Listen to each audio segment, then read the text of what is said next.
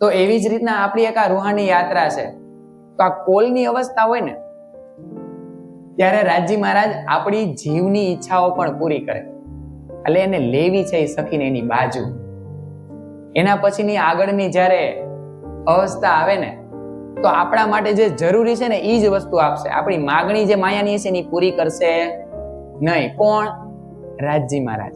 કારણ કે એને ખબર પડી કે આની સ્થિતિ હવે એવી છે કે આ માયામાં નથી જઈ શકવાની. હવે જો હું નહીં આપું ને તો એ મારામાંથી નથી જઈ શકવાની, એ મારાથી દૂર નથી થવાની અને માયામાં પૂરેપૂરી જઈ નથી શકવાની.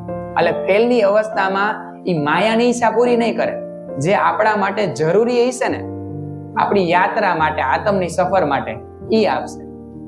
અને હાલની પરિસ્થિતિમાં એને જે ગમશે ને એ જ આપશે.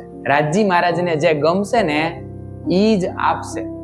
જરૂરી નો જરૂરી બિનજરૂરીની વાત જ નહીં આવે. રાજી મહારાજને આપણે યાર જેવું કરવું હોય છે ને એવું કરશે.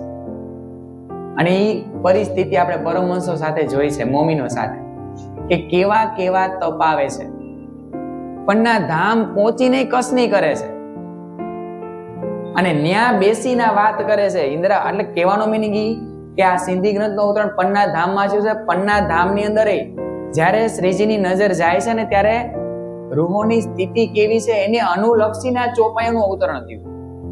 એમનેમ નથી કે આમ વાતો કરી દીધી. આપણી જે પરિસ્થિતિ છે, આપણો જે હાલ છે, સ્થિતિ છે, એને અનુલક્ષીને આ વચનોનું અવતરણ થયું છે.